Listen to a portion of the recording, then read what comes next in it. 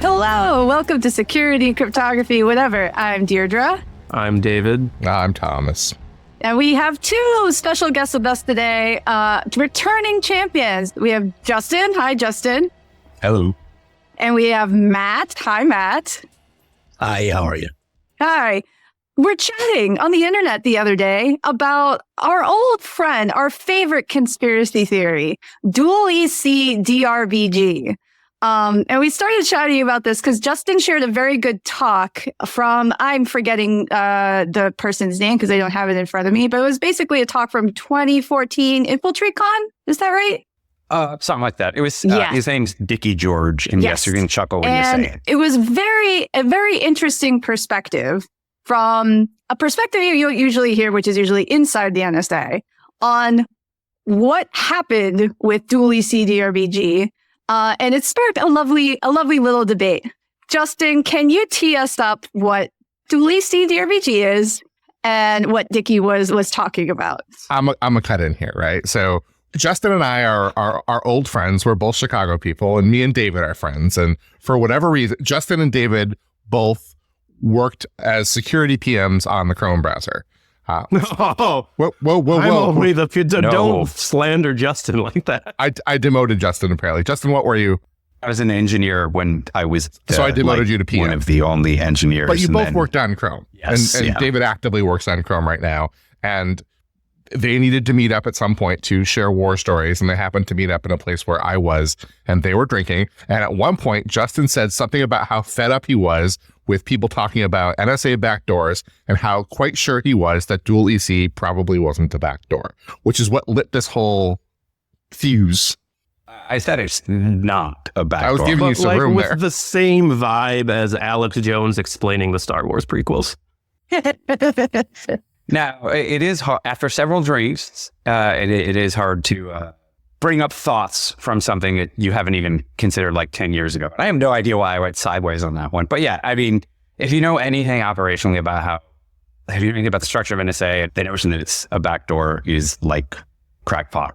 Like, if you understand how that organization works, and if you look at the evidence in front of, like, all this stuff has been made public. And here we should make clear that Justin is not a cryptographer. Justin is an exploits guy. That's Justin's background, as the way I would put it. Yes. I said, I don't know. I fully admit it. I'm like, crypto is not my thing. I'm not looking at it from that standpoint. I'm looking at it from the standpoint of, I've seen a lot of vulnerabilities from like, wow, this totally looks like it would be a great backdoor, knowing that they are just, vulnerabilities you find in the world. And in this case, knowing the context, I mean, I can tell a bunch of stories about vulnerability that absolutely look like they should be backdoors, but I know the full context of how they happened. And it's like, yeah, no, that's not a backdoor. And so like in a podcast first for us, we have warring guests because our other guest is Matthew Green. And my feeling is that Matthew Green has some emphatic takes on this topic. Am I misrepresenting there, Matt? I definitely have opinions. Yes. So if you were to try and like sum up your response to the short thing that Justin just said, just to tee this off, what would your response, if you were on my couch in my living room 4 drinks in, and Justin had just told you there's no way, given what he knows about NSA, that dual EC was a backdoor, what would your response have been? I mean, if I was to go out of my way to build like a, case study of a backdoor, right? If I was to like, go somewhere in like an artist studio and construct like what a backdoor should look like the dual EC case is exactly what it would look like. There's so much evidence around it. And it's not just like one piece of evidence that's the, the smoking gun. It's more like there are bullets strewn across the lawn and there are guns piled along the doorway and holes everywhere. And, like any one of those things, you could look the other way, but not all of them. It's not possible. And I would say that's how I describe the assertion that it is a backdoor. There are so many holes. The thing that spun off the conversation online was I linked to the Dickie George post. And yes, I hold back every time I say anything. But the talk, and I guess he gave that talk a few places. Can I say something? Like the NSA. In that talk, I'm very familiar with that talk. I have a quote from it in one of the presentations I give. He says, if anybody can prove to us that, by generating their own parameters for dual EC, if anyone can prove that, not saying the NSA actually, made bad backdoors, but if they can prove that if they put their own parameters into that generator, it can actually be exploited, then I will buy them dinner. So we went off and we did that, and we wrote a paper, and it got into Usenik security. And he has not bought us dinner. He owes a lot of people dinner, doesn't he? It's not a particularly hard backdoor to demonstrate. Not at all. I did not see that version of the talk. The transcript that I have does not include that, but it is totally fair he owes you dinner. I'm arguing it's not garbage. It was, you're talking about decades old technology that was for a specific narrow use case, not the generalized use case. And I'm not saying that the notion of pushing it through as a NIST standard was a particularly good idea. Unfortunately, the weirdness of the way government procurement, everything works. Yeah, that's how it happens. The version is the back door. I mean, the only ones that backdoored were themselves. If you're saying it's a backdoor because it got into crypto libraries. Let's limit ourselves to like just the algorithm itself, not NSA, not its usage, and like just look at how the numbers are multiplied to generate random numbers. Okay, this is where I have to tune out though. Because it's safe to say that like the algorithm is basically a keyed backdoor. Like that's just how it works. That doesn't mean that it's intended to be used that way, but the way in which the algorithm is constructed is basically multiplying two group elements together. And if you could take the discrete log of where you started, it turns out you can guess, if you have the discrete log of where you started, you can figure out what's coming next. It almost feels similar to like the conundrum people had early on in TLS 1.3 standardization, where it's like, prior to TLS 1.3, if you were a large financial organization and you wanted to do intercept on all the traffic coming in and out of your network, there was an easy way to do that, right? You would just escrow all the private keys, then you would use them to reconstruct the traffic. And TLS 1.3 costs you that capability. It was the major reason to have TLS 1.3. Well, performance in that, right, is to have everything be forward secret. So you could no longer passively, reconstruct TLS conversations just given recovered keys, right? So you can imagine like, and this is like 1980s, 1990s cryptography. I guess this is 99. This is 99, the early 2000s, right? But you can imagine an IT environment where they're running, something like a forward secret protocol across their entire, and they themselves want to be able to reconstruct their own traffic. And one way you could do that, like my understanding of the situation is, like you could standardize a random number generator that you would be able to, like you could recover that given, a recovered key. And that would give you kind of a stupid, but sane thing you could deploy enterprise-wide to get that capability. And Dan Brown, who was one of the authors of the standard, actually patented the idea of doing that, right? Like in the middle of the standardization process, somebody said, hey, this thing could be like a key escrow backdoor, and patented the whole thing. Well, that'll stop anyone else from doing it because they hold the patent. It's defensive. Isn't that kind of the argument that it wasn't? Like your argument here is NSA built a backdoor into this thing in the most incompetent way possible. Let's back up again. So like, I think what we can all agree then is that like the algorithm is like, from a purely technical standpoint, it has a backdoor in it. Like if you know this parameter, you can figure out what's coming next. Like that's just an indisputable mathematical fact at this point. It has a vuln. Yeah. I trust your expertise 100%. That's thing one. And then it has a keyed backdoor effectively in the algorithm. The question is for the key varies based on the parameter set. The question is for the default parameter set, does anybody, NSA, have the key? And then are people using non-default parameters where someone else has the key? And then was this intentional by NSA to do this, or was it just like an early use of elliptic curves?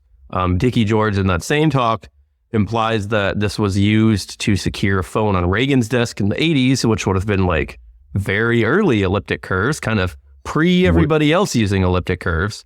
And he makes the claim that it was standardized so that they could have classified and unclassified material use the same phone, because the unclassified material at the time needed NIST standards. Hold on. He said that, so he was talking about the Stu 3 phones. And he said that they had a prior experience trying to standardize a single set of algorithms so that you could have one phone, because the Stu 3 phones were not authorized to use non-classified stuff. But that wasn't dual EC, and that wasn't why they did that, right? It was the experience of going through that made them say, okay, well, we need like Suite B, a set of cryptography that we trust, but that is also authorized for non-classified stuff. And then dual EC kind of slipped into that, right? My read of it is they were using it for the Stu phones, but that would imply that it had elliptic curves like a bit earlier than anybody else, and I don't know the timeline on elliptic curve cryptography. But that was my read of it, was that as well. My read was not that it was. I mean, the problem was the talk had a whole lot of, there's a whole lot of example. There's a whole lot of by analogy, because it's the goddamn NSA and they won't just come out. Also, and say Dickie things. George is like 70 years old. I feel like he talks about like the Stu 3 incident being in the 1980s. Yeah. No, the Stu 3 was late 80s. The Stu series, I think, was like 70s or the 80s. There was a Stu 3 on my desk. Yeah, I don't know if that detail shatters your worldview and now you agree with us about the back door. Then this is not important. Yeah, then we're fine. We can move on. My take on this is just, so this is the NSA, where their entire reputation in the intelligence community is they would rather have a capability die on the shelf unused than ever have it burned in public. Like the worst thing from the NSA perspective is to get caught. And this is, and frankly, other intelligence agencies take offense at that. And they're like, what's the point having capability if you don't use it? And so the notion that they would use the public standard cause this way, that they would take people from the IAD side of the house who don't work on offense, they work on defense. And they would take people from the IAD side of the house who have had their names publicly attached to these things and actually did end up getting threatened and getting harassed after all this stuff happened. And like that they would expose them to this. And just also just a shockingly clumsy and awkward way where the only one they ever actually, the only like places that saw any meaningful use was in libraries or in Phipps libraries. Wrong. Libraries for government systems. I mean, it just doesn't, it doesn't make any sense. And then they send Dickie George out there to be like, no, we did not do this. This is not a thing. They never confirmed, they never denied. This is like the one time they'd ever denied.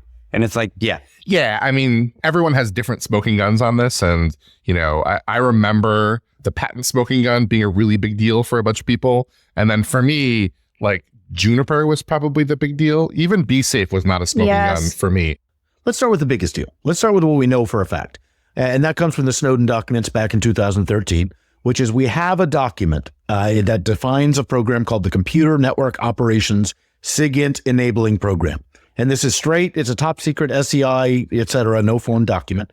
And it basically says in a top secret SI place, it says, their goal is to insert vulnerabilities into commercial encryption systems, IT systems, and so on, to allow the NSA to decrypt. Yeah, I don't know where you go with that one, because like, all right, I haven't seen the document. I intentionally for reasons mostly avoiding looking at those documents, and I haven't seen that one. And also, honestly, just the whole hack and leak thing, the way people like jumped on that, and like the amount of damage. Sure. Not a fan of Russian Patriot Edward I think Snowden. going there is just reflects poorly other people who go there. I assume that there was a lot of damage, and I'm not going to dispute that, et cetera. But here's the deal, right? Like this is a $250 million a year program. It has a very clear mission. And the mission is to tamper with commercial encryption systems. And specifically, let me read you the second thing. It says to influence policies, standards, and specifications for commercial public key technologies. Yeah, I'm saying I don't trust the authenticity of a document. I don't want it. This is why I'm not pouring near it. I know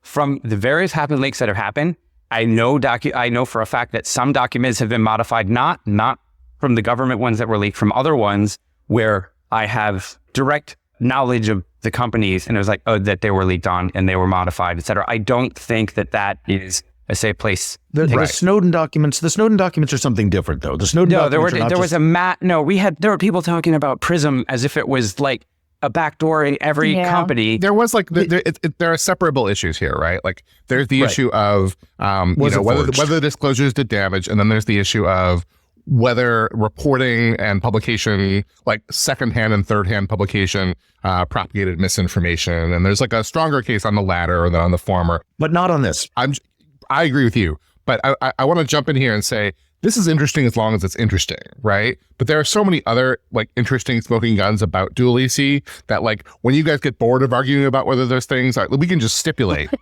We can just stipulate that, okay, the Snowden thing has no probative value and then move on from that. No, I'm not arguing that it doesn't look exactly like a backdoor from the perspective, not from an operational perspective. From an operational perspective, it does. From a technical perspective, I'm not dismissing that. I'm saying, Otherwise, people wouldn't have bought into it. It's like the whole 15-minute city conspiracy, right? Right. It's like nobody's arguing the facts. They're just arguing the interpretation of the facts is wrong. I would say that like a couple of steps into this conversation, we are going to get to a point where it's going to be difficult to make the case that it wasn't actually a backdoor. Given other things that you are allowed to hear about and that are disclosable in this conversation with you, I think we're going to get to a place where it's going to be pretty difficult to argue that it was not in practice and an actual use of backdoor.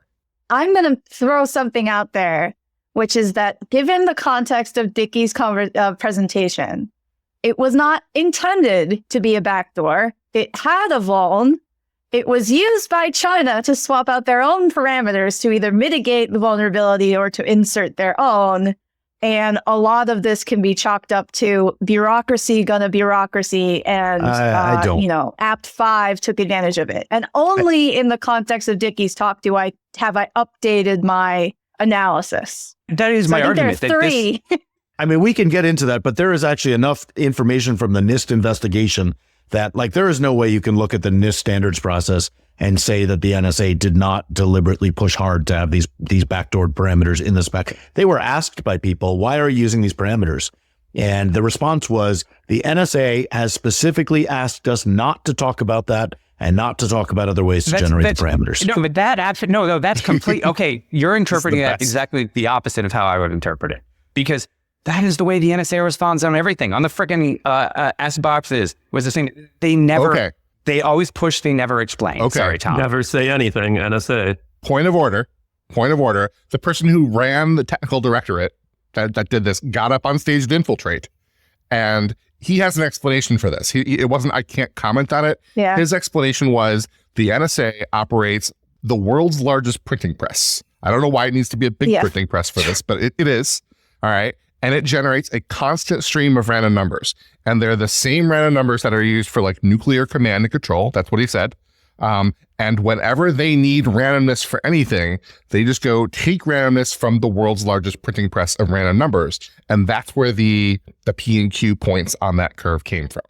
And that is why they can't reconstruct them. Says. Because according to him, and then he further says that when they standardize, so he asked NIST to standardize. But that's not true.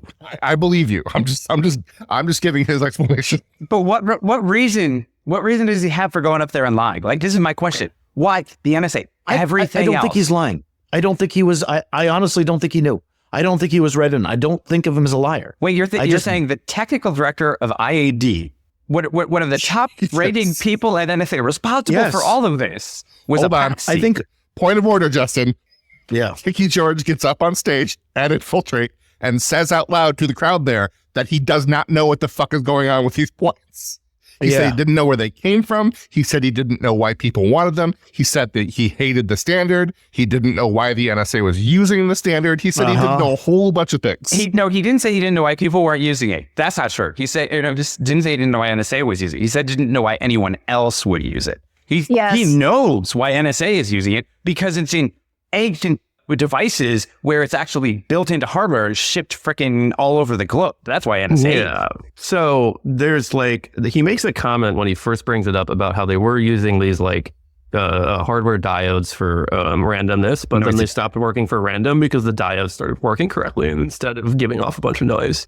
So they're like, we need a random number generator and we need it to be verifiably random. And one really stupid definition of verifiably random is you build a backdoor into your random number generator, and then you hide the backdoor from the implementers, and then you define a parameter set, you see what pops out, then you go and take your backdoor and you check all of them, and you're like, good job, you did it right. I just want everybody to, you guys can't see David on video right now, but he is a pig in shit right now. Yeah. So here's the thing.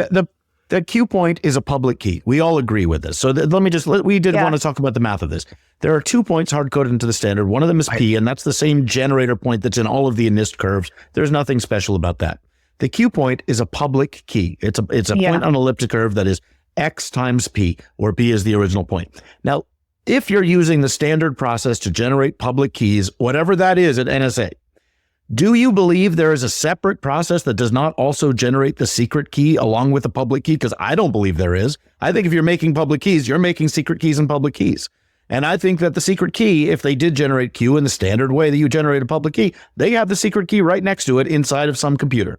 And you would have to convince me differently. Deirdre has this very like scientific, I'm thinking with my hands on my chin face right now. You remember when I said I wasn't here for the technical stuff, for the technical crypto stuff? I'm here for all sorts of other technical stuff. Just for background, could you say some of your former employers besides Chrome? Yes, I did spend close to a decade in the intelligence community, and I did work at NSA, among other. He's a spook. Did you generate the Q points?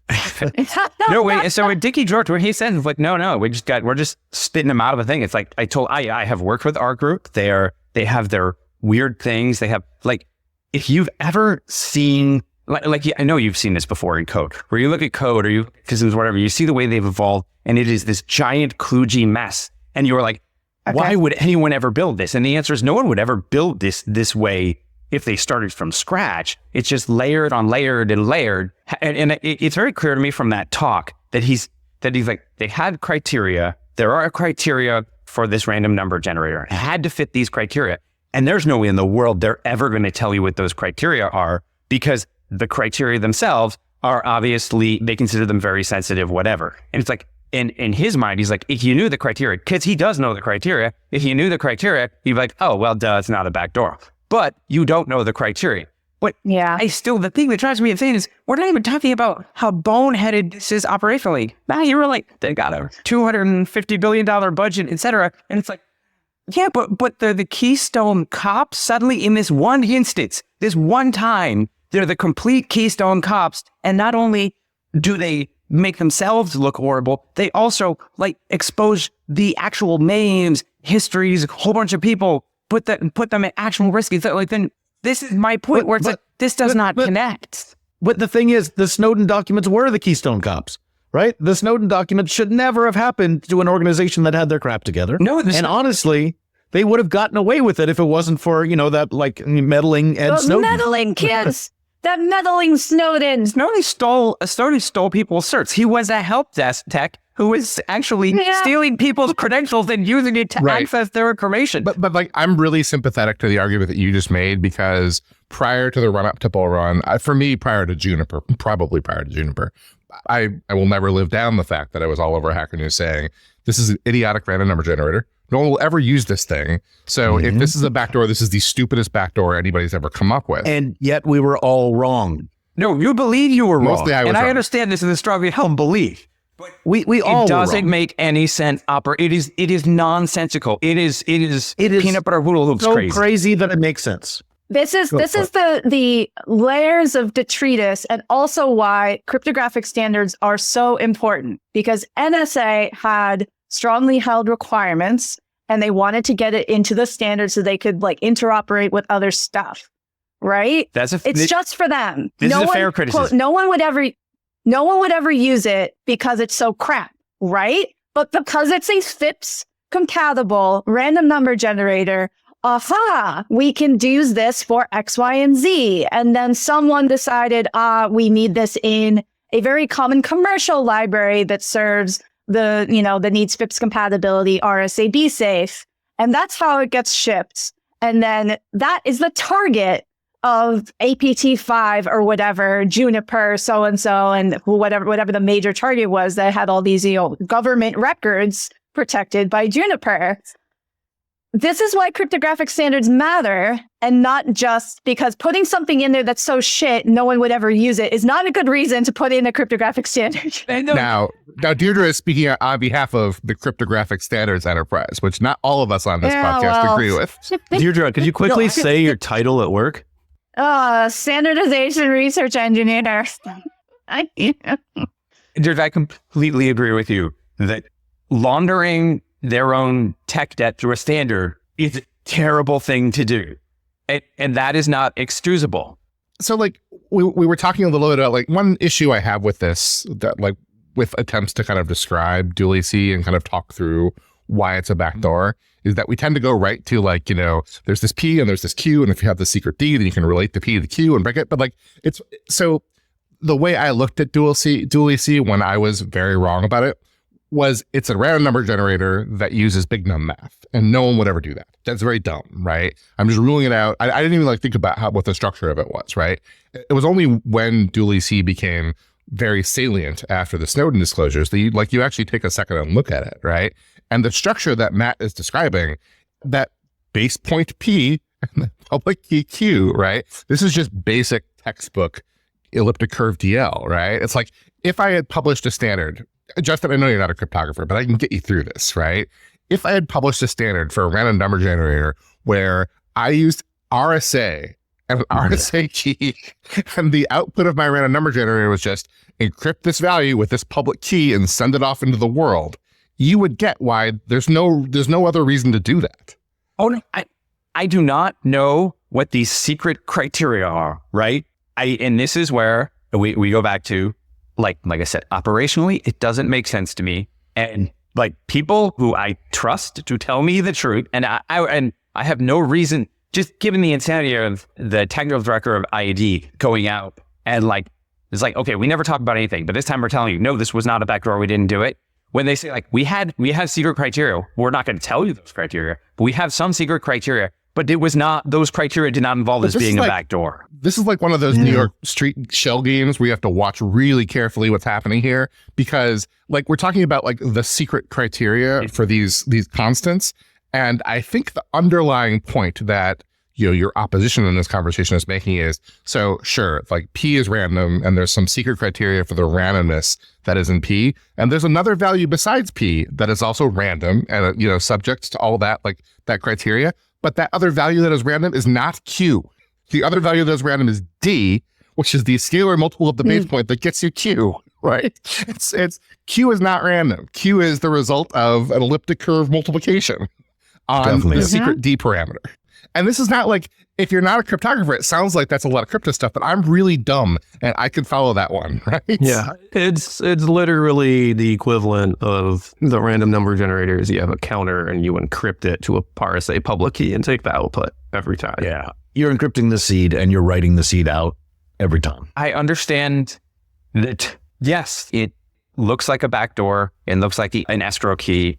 My full thing that I am holding to here is that the operational aspect, the total Keystone Cops aspect of it, because I don't think you can point to anything like operationally that would have ever been such a train wreck. And the facts that like jeopardizing their own people, like the notion that they intentionally expose their own people and jeopardize their own people like that, that's just no. This is where I go back to, if you know anything about how they work operationally, none of this makes any sense. And none of this sounds believable. Let's look at the real world, the world that actually we live in, right? All of those things That's what I'm doing. I feel like you're theorizing and I'm telling you what the world is.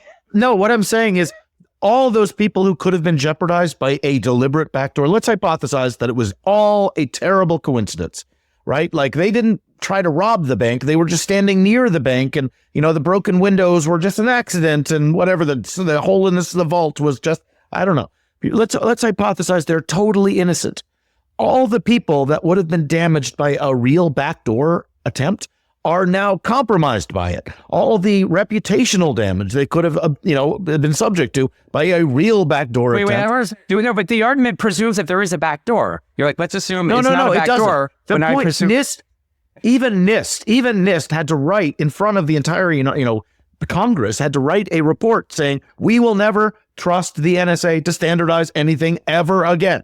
We do not trust them. We will send it out and make sure it gets reviewed from other people. I feel like you're making my point for me. I'm confused. I'm very confused. The point is that the way this was done, whether it was a deliberate backdoor or just ineptitude of like the first order, led to all these bad outcomes where like people's reputations got trashed. The NSA got trashed. The whole world ends up thinking, and not just that, but when you factor in this Juniper episode, which we'll talk about in a bit, actual U.S. systems got compromised and real Americans got hurt. Yeah, I think Justin's point there would be that all the bad things that you're talking about are real, but that also NSA could trivially have predicted those things back in 2005 or whatever. But they could have, and that they would. Like he would say, like this is a reason why this isn't what happened, right? Because they knew that if they had done that, NIST would never take another standard for them again. Here's my point, right? They could have designed this generator so that there was no suspicion of a backdoor, and they chose not to. I think to both Justin and Matt, like, yes, incredible reputational damage. They're not trusted to ever actually publicly advise on standards like this again. And there's the distrust is like basically perpetuated forever. I think, to Justin's point, they were so just stuck in their own like foxhole, like not pejorative, but just like they had their own things and they weren't looking over there and they weren't thinking that far. And there's just like lots of layers of bureaucracy. And like, well, these people are looking at bear knitting and these people are looking at bear knitting. And then it just kind of leaks out and then someone uses it and so on and so on and so on. I think that is perfectly doable, and it sucks too. It sucks too that they are so bad at their broader mission because they're so narrowly focused on their particular tiny mission that is backwards compatibility. Can I point out that half of the mission, half of the NSA is IAD. Half of it is just supposed to be defense. IAD is gone. They got rid of it. No, they've changed names and stuff like that. But the half of the mission here was defense. And to have, like, I know they've restructured and stuff like that, but they still have the defense mission, right? I mean, essentially you're saying that one side of the house somehow tricked the other side of the house into doing something. And confessed. What? No, you're taking. I'm watching Matt Green's soul slowly leaving his body. Like me saying you're responsible for. But Justin, I know that we started this conversation with the idea that like the Snowden documents are all forged and you can't read them and therefore they don't exist. But let's be real. We said it all. Like, I'm not trying to be rude. Okay, we started the idea. We're having a conversation about a crime that happened. No, we have wait a document. I'm using a metaphor. We are having a conversation about a metaphorical crime, and we're debating whether it was an intentional crime or just. Did you agree with that metaphor? We're debating whether it was an intentional crime or just a very bad set of coincidences. Negligence doesn't have to be a crime, right? I'm not denying negligence. But I think legally negligence is a crime, but yeah. We're debating about whether it was an intentional criminal act or somebody was just careless and it was negligence. That's the debate we're having, right? Yes. That's the debate. But here's the thing. Like, we have a document from the accused criminal saying, by the way, I am going to, like, for the next several years, spend a bunch of time.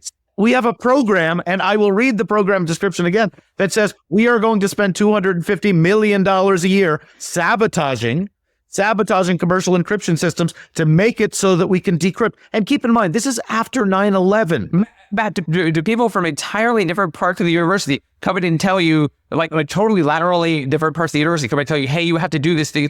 You have a document, you don't understand the context, you're not certain about the authenticity of it, but it's not. But you know but even based on what you know, it's not the same people. Let me read you the paragraph. Part of the organization.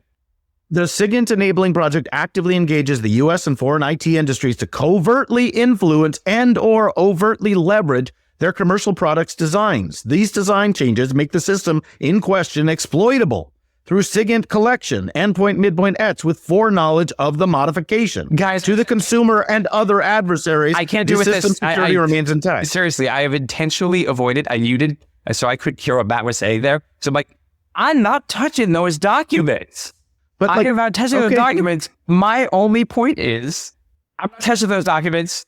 It is too risky for me to go near them or have someone read them to me. My only point is, NSA is a massive organization. I don't know the authenticity of those documents, but I sincerely doubt they came from IDD. I cannot imagine that they came from the side of the house that you're blaming. But they specifically talked that does seem like a reasonable point. No, even if they did, and if they succeeded, it is also possible that they came from different sides of the house and different parts may have been infiltrating commercial encryption. Sure. And or standards. But it is possible that those things can be true and totally true. Dual EC and its parameters are just a fuck up or a perfectly secure thing in the setting it was designed to be used in. Yeah. While someone else on the other side of the house is also doing all these other shenanigans. But let me articulate another possibility, right? Another possibility is that a small group within the NSA designed a random number generator told the rest of the organization, we can't tell you our very secret design principles and our requirements. Just trust us. You have to use this. And then a whole bunch of very good, innocent people trusted them and took it out to the world. And I think that's a very reasonable hypothesis. That's not the way IAD works. They don't have SID do the homework for them, right? It's kind of what you're saying, though, right? Like, what? No, you're kind of saying that there were... No. Wait, whoa. We can't, no. What I am saying is there is no way that IAD intentionally backdoored this. I'm perfect. You're trying to sort of make counter arguments for how and why, but I'm saying, look, like, I still don't understand how operationally you thought this was ever going to, like, it did work for it. No, work for someone else when they hacked in and just swapped out the code. I mean, you're already in there swapping out the code anyway. You could have put anything you want in there. It got inserted into the most popular commercial encryption library starting in about 2005 and continued to be in there until 2013. And it was included in printers. There are printers out there that have BSafe in them. Boilerplate dual EC. So this is kind of circling over to Juniper and these attacks. So contextually, after dual EC was a FIPS compliant random number generator, RSA, the company's encryption library BSafe, which is very popular amongst a lot of FIPS compliant customers, supported dual EC, which is not very performant, but is FIPS compatible. And was part of the Juniper systems. Does someone have more background than mine on what to describe about that attack? Yeah, so RSA, so the RSA BSafe library is one library, and it was used in a bunch of products, but not in Juniper. Juniper did their own implementation. Juniper did the strangest thing ever, where in about 2008, they said, we're going to put dual EC into all of our firewalls. And this is NetScreen at the time, so they put it into all of their firewalls. So all VPN connections were using it, but they didn't publicize it. What they did is they put another random number generator that would post-process the output of dual EC. And Justin, you're an exploit person, so I want to describe an exploit. So you have random number generator 1, which might be vulnerable, and random number generator 2, which runs in the same buffer and should overwrite and remove any vulnerability because of the way it works.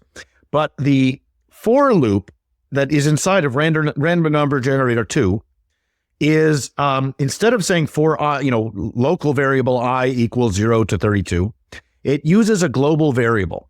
It says for global variable I equals 0 to 32. And somewhere in a subroutine call, that global variable gets set so that the for loop never runs.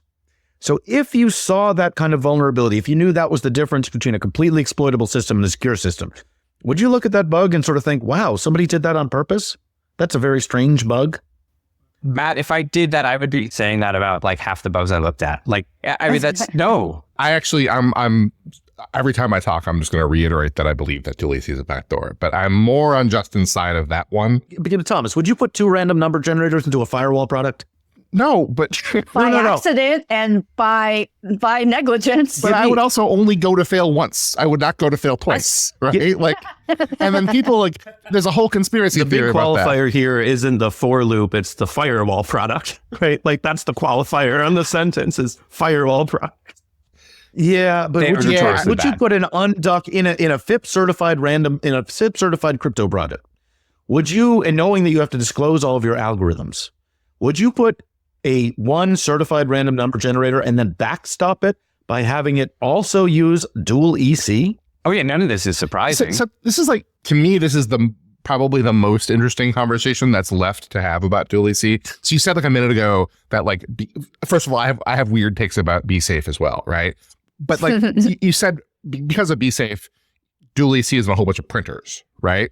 And your first thought there is, well, that's actually a pretty slick attack, right? Because printers are the file servers for the most important files, right? I don't think the flip side of that is that nothing goes to a printer encrypted, especially in 2005. I don't think the printers were the target. Right. My point is just to illustrate that, like, it was not government. I don't think they were government printers, right? Like the allegation throughout this entire thing is, oh, it's just some government random number generator, and FIPS is just some library used in government products. Do you think HP printers only used BSafe in the government printers? I didn't say only. I said they primarily backdoored themselves. I didn't say no one else. I said primarily because this is mostly used by the federal government. When you're talking about the Juniper construction there, right? Like that's not the NIST standard. And that's not the BSafe library either. That's like Juniper or really NetScreen engineer code in that situation. It is, but it's weird.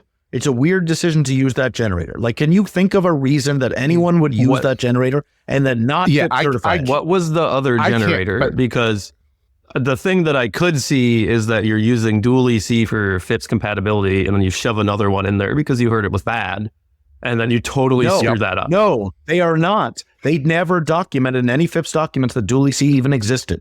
They only certified and described the ANSI generator that was there as the second generator, which, by the way, didn't run. Yep. So why would you, in a product where you're not certifying dual EC or even telling anyone it exists, why would you include dual EC? Oh, you mean Juniper never documented that dual EC was in there? Not until after the Snowden documents, when they did a code review and discovered it and said, whoops, it's there, but we're not taking it out. Fascinating. I mean, the sloppiest code I've ever looked at was firewall code. You don't. I mean, like the worst, it's like just pile more and more layers of stuff on it. I mean, does it surprise me? No. Do you include a second random number generator and the infrastructure, like including flags to turn it off? Like, that's nuts. I thought firewalls essentially like jumped the shark when they started going to like layer 3 or whatever. It was, for me, it was just, application inspection, all that seemed crazy. So am I surprised? No. Here. First, we have a generator that's exploitable. Second, we have the generator appearing in code where it doesn't need to exist because it's not a FIPS certified generator. And then third, the second generator that's supposed to protect it doesn't work. And my view is that like one coincidence is pretty bad. 2 is starting to feel ugly. And 3 is just, come on, let's not kid ourselves. Except for you don't have any, like your core thing is that NSA did this as a backdoor. I don't think NSA did it as a backdoor. I think NSA did it as an internal key escrow thing. I think the problem that we have here is that there are 3 NSAs, right? Yeah. And you're saying IAD didn't do this as a backdoor, to use the parlance of the time, right? IAD didn't do it. I mean, I agree with you. It's not an IAD backdoor, their check right? director out there to tell everyone, no, we made this and it was not a backdoor. But like SIGINT directorate was like, oh, we made this thing, right? Like the IAD came up with this. What? Don't check me on the group names, right? Clyde Frog. No, it's more than FIG doesn't tell IAD what to do. They didn't have to. Yeah. IAD made it for legitimate reasons. IAD came up with a key escrow random number generator for wholly defensible and legitimate reasons, right? All SID had to do was notice that they did that and then take advantage of it. Yep. Mm-hmm. All right, but then your argument is that they didn't backdoor the standard because the standards all comes out of IAD. Are we just having a debate on the semantics of the word backdoor? Yeah, somebody backdoored the standard. We're debating about who it was. I think like the step past that you want to go in terms of the step past this you want to go in terms of intentionality is that the impetus to put it to create it as a NIST standard was primarily there to subvert cryptography, right? That whoever told Dickie George to go talk to NIST and convince them to put this in the standard, whoever told Dickie George to do that, their goal was to recreate key escrow in 2005. Yeah, I don't send it to that in the slightest. Yeah. No, in fact, that's my arguing against that. I can see that we disagree on this point. I'm just saying that that's the point, right? Okay.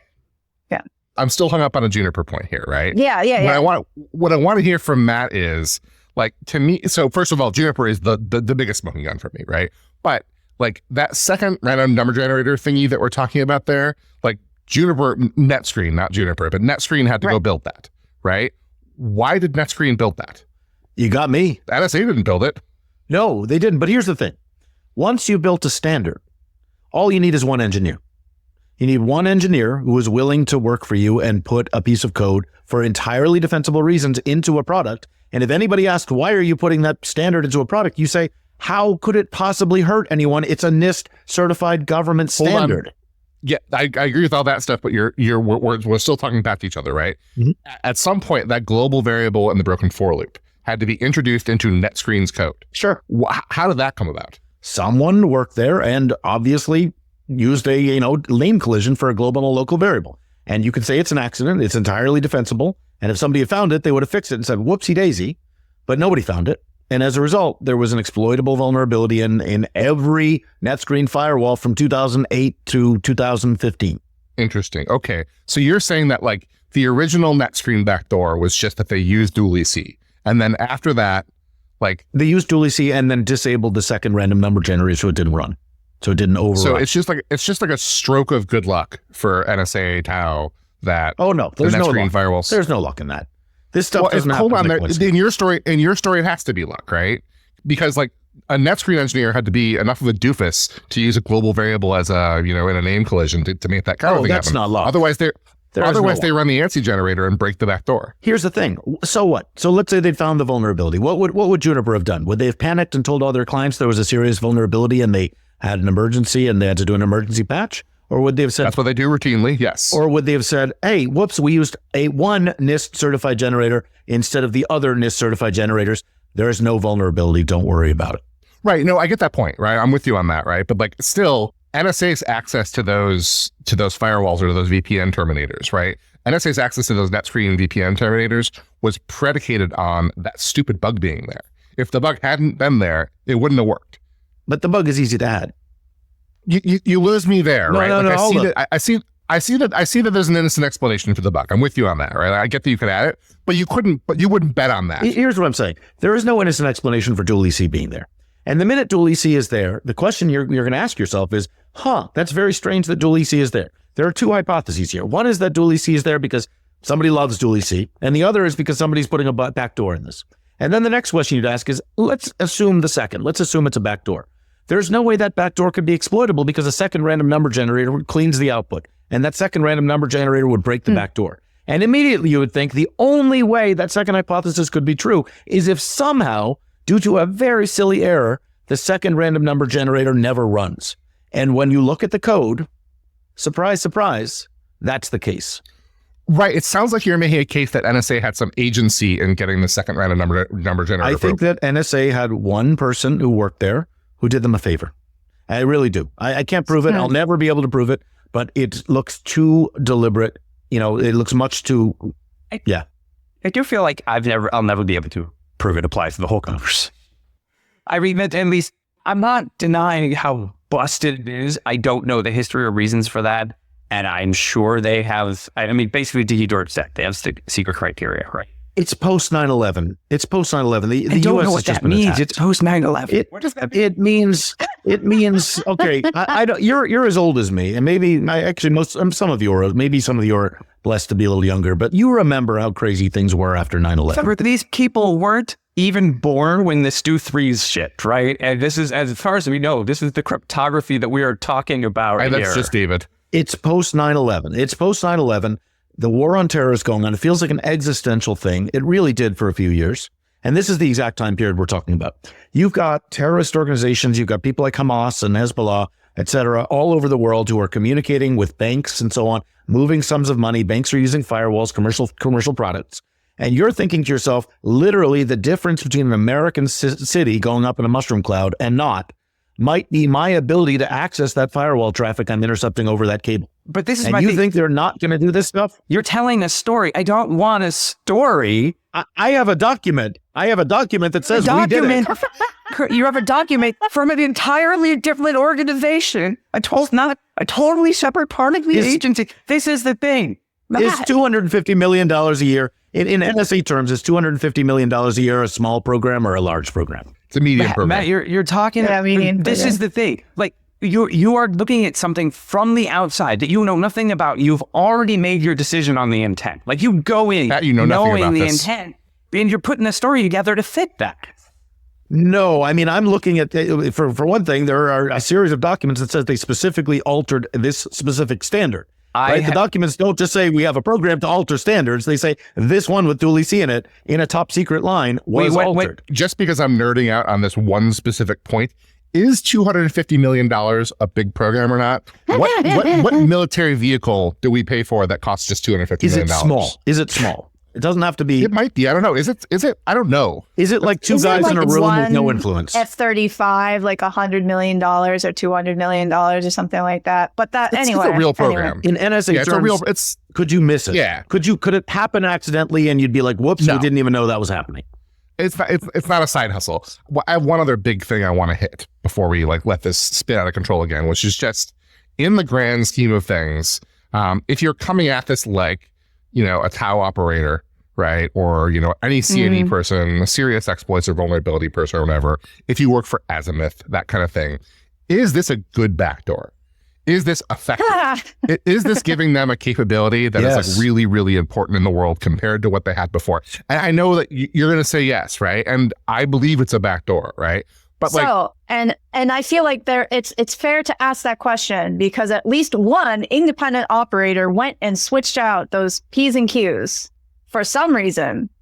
And they targeted this for some reason, as opposed to, I don't know, shimming in some other infiltratee code. Well, they targeted after the issues with it had been disclosed, right? So you're talking about exploiting an end-day vulnerability, right? Like at that point, you're exploiting an end-day vulnerability. The issues with it were disclosed before it was standardized. Yes. The exploit for it was like, it's a pretty obvious. It was a 99 paper and a 2000 standardization. But it's also like, there's an elegance to the idea that it's a Nobis backdoor, just meaning like, only NSA can actually exploit it. But it's kind of like a weird border area in terms of like nobody but us capability, because it's a random number generator. There's no way to verify that you're running the right points anyways. So like other people can, in fact, exploit it if you swap the points out. I agree. It's a Nobis backdoor, right? It's just you're looking at the numbers coming out. Yeah, it's true. Wait, the answer is FIPS? So Dickie George would say that when he brought this to NIST, he said, standardize this, but let people use their own points. And then NIST and FIPS came back at them and said, no, it's got to be these specific points, which is just like another nail in this whole thing, right? Like, why wouldn't you let people? From when I watched him, they stuck with those points, not necessarily that it has to be only those points and no availability for other points, which is part, in my perspective, in my narrative, of the negligence or the unfortunate non-looking beyond just the thing in front of you and seeing the consequences of only allowing the points that had been shipped over from the NSA and not allowing any others, especially when those points had no explanation about how they were generated other than we did it securely according to our secret, parameters. I think you're missing, there are three levers at play. The first is the standardization, which includes just the default points. The second is FIP certification, who does FIP certification? Well, it's the Cryptographic Module Validation Program, which is run out of the NSA. And they can decide whether they actually certify anything. It is. At least it was back in the 2000s. It was an office in Fort Meade. Well, it's not anymore, but now it used we have to be, labs. I believe. Nate Lawson was a FIPS validator before. No. There are labs. CMVP sets the standards for the labs. They are the ultimate controller of the lab. And CMVP can decide, hey, have we ever certified a dual EC implementation with alternative points? And the answer is no, they never have. The only points they ever allowed for certification were the canonical P and Q. The third lever they have is they have developers and contract with organizations where they can say, implement this generator. And those three things together are a lot more powerful than any one alone. Right, to take a step back to that one, with they never certified anything else. This is sort of the textbook example of what sucks with government contracting, because you write something down once. And even if when you write it down, you say, this is not mandatory, this is just an example. Everyone from then on treats it as mandatory. You don't have a choice, right? So Dickie George's argument was that they didn't care what the points were. They didn't even want to supply the points, but NIST said, no, we can't give you we can't do it without you supplying something. They're like, okay, fine, here, use these. We don't care. But the problem is now it's written down and everybody's going to use the same thing. So for you, that's a backdoor argument. For me, that's not a backdoor. He did say the government stuff was going to use those government parameters. Yeah, I mean, I think the argument was there were a lot of legacy customers, aka government customers and BSafe, that were using the original points. And I think that there was some pressure to use the original points. And I don't know, maybe NIST dropped the ball. It's possible NIST dropped the ball, but I don't really believe in retrospect, I think you could make a case, they said you could use alternative points. But I also think that they knew that the momentum was on their side and they wouldn't be used. And they were happy to exploit You're that. conveying intent. You're assuming intent when you say that. Like, I think it's hard to have an actual discussion about this without going in immediately assuming intent. Be careful, because he's not necessarily saying intent about IAD, just somewhere else in the organization. But structure, like organizationally, the somewhere else in the organization still doesn't make sense. Yeah. As a person who is blocked on generating test vectors for a completely open standard right now, I understand once you have test vectors and interop parameters, you're kind of done. You're like, do I have to go through all this work to generate even more? What if I don't? Everyone's fine with that? Cool, great, ship it. I completely understand that scenario happening for the people at NIST, given parameters handed to them via, Dickie George. I also, Justin, I feel like I have some empathy for the position you're in here, because I picked a king hell mess of a fight with Matthew and with Trevor Perrin about extended random, which was in my case, it was mostly like you're saying like Dickie George or IAD didn't do any of this stuff maliciously, and when I was talking about it, I still entirely believe this, right? But my whole thing with it, there's a follow-on standard called extended random. There's like 6 different permutations of it that make dual EC exploitable in a TLS, in a conventional TLS setting, right? And like EKR was involved in the standardization of it, and when the first extended random stuff came out, people were like, well, what, how much culpability did EKR have in that, which set me off and all that, right? Like I have some empathy for the position you're in there, right? But like all you have to say is, okay, whoever you're saying was good, right? Like whoever you like in this situation, they're fine. We're just saying there's some other evil person out there that you don't know of. I don't think they're right? evil. I think they were trying to save the world. I think they were trying to save the US. But they really screwed up. We got off on a really good tangent about like is this a good, backdoor thing? But I'm still like, I come back to, even in 2006, was dual EC like an effective internet-wide mass dragnet cryptography backdoor? There's a terrible that's backdoor. Certainly what that's. I don't agree. I mean, I think. I don't agree. And look, here's the situation that the NSA was in the 2000s. By the way, I was there at the period we're talking about. Okay, but I think that's relevant, right? The story that you are pinning to, I'm like, I mean, I was there, and it doesn't. Okay. And you were at Google at some point, but you don't know. I can't Google you instead of using Google. Like just because you were at Google doesn't mean you know everything that was happening at Google. The NSA saw themselves in a situation where the encryption was not very widely used yet in the early 2000s, and was slowly becoming increasingly deployed, and it was starting to block capabilities. We agree on that, right? Yeah, unfortunately, that's just going down. But yeah, no, I disagree with the notion. To be fair, like Dickie George says this as well. No, I disagree with the notion that it was an issue in the early 2000s. It became an issue starting. I think it was people who are prescient were looking forward and seeing TLS and encryption as being an issue. IPsec was starting to come out. This is where I'm going to have to say I disagree, but I can't get into the details of why. Okay, but I think people saw it. Maybe they looked forward a decade and they saw this being a potential issue. And they said, we need to develop a whole bunch of strategies to deal with this. And I think their strategies broke up into 3 different branches. And I think one was people doing exploits. And I think that's been very successful. I think we can all agree on that. And the second one was looking for vulnerabilities and sort of an exploit, like passive exploit thing. And the third, which unfortunately we do have evidence for because we have a document that says they did this, was let's try to build backdoors in commercial crypto systems. The stakes are so high, we need to do this. And maybe at the end of the day, it actually didn't turn out to be as useful to them as they thought it would be, but they certainly tried it. Justin, I can see the look on your face right now, and I just want to say that based on the rules that we agreed to before we started this podcast, the terms of engagement here, based on the evidence that I have heard in this conversation, I have determined and I'm now ruling that document that Matthew Green has is real. I'm not saying it's not real. I agree with it's real.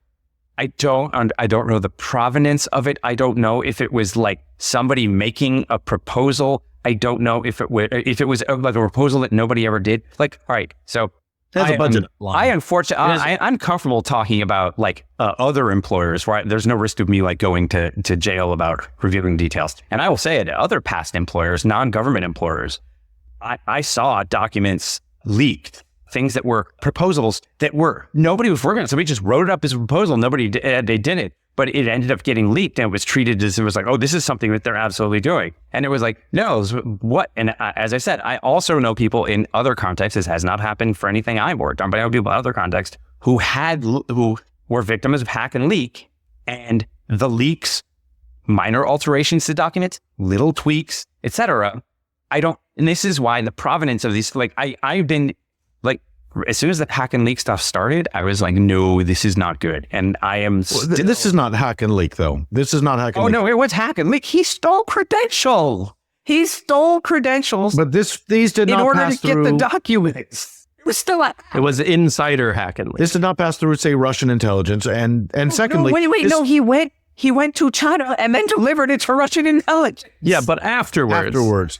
And secondly, this was published in the New York Times. Wait, you're not trying to argue that Snowden does it for all intents and purposes. Present just like a foreign intelligence asset, right? I don't know if that was his intent, but I'm trying to argue two things. One is that this did not go through some foreign intelligence agency. And secondly, this was reported in the New York Times. And third, the NSA was given copies of these documents and they were asked to comment and make corrections. And at that point, they could have said, these documents are forged. And they did not.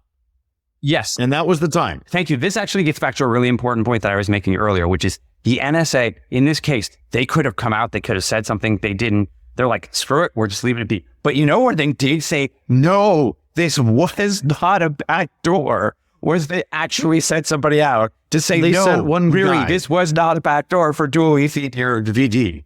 So you're saying if they said no, One you more wouldn't trust tired them guy. that time, but Guy. you don't trust them that.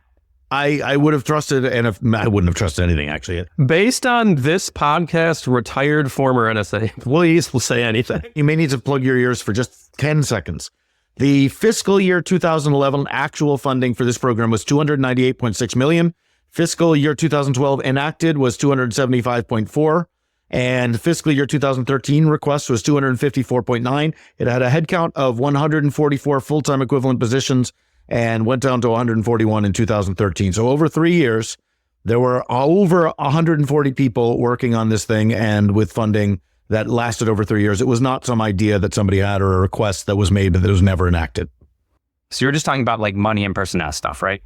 You made the point that maybe this was some idea somebody had, and it didn't actually exist. No, that's It was not what I just said. No, I said that maybe the document that you're looking at was just a proposal specific to what, like, Right, this is but it describes a funded program. no. Does the whole thing describe a funded program, or does that, or Yes. is there like, this is the thing. That's not how that's not how stuff gets written up. Like, It might not be the entirety of the program. I believe I is your never point. saw someone, whenever someone was putting forth a proposal or like start a program, I didn't see them like attaching dollars is something different. But I'm looking at a budget table that says top secret SI TK no foreign at the top, and then talks about the computer network operations. This is unclassified computer network operations SIGINT enabling program, and then everything else is secret. Well, no, but foreign. So I won't this do is that. my point. You're. It By the way, this sounds is all in like the New York you're Times. treating a bunch of documents in the same way you were treating SID and IAD as interchangeable. Sounds like you're treating different documents that say different things as interchangeable. No, this is one document, and then below it says project description. I already read you that paragraph, but I don't know if you heard it.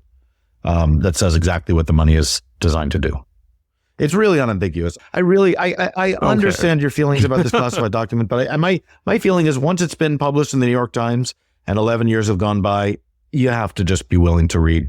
Yeah, I the just articles and avoided it because, like, in particular, I'm doing this podcast right now where I'm trying very carefully not to talk about anything. So Okay. I'm intentionally avoiding any of the things where I could step on myself. All right.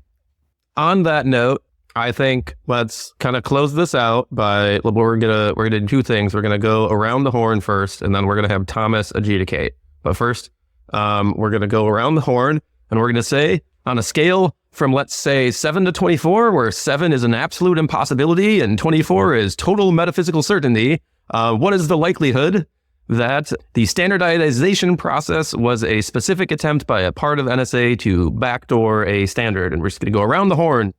That's 7 to 24, where 7 is impossible and 24 is absolute metaphysical certainty. Justin.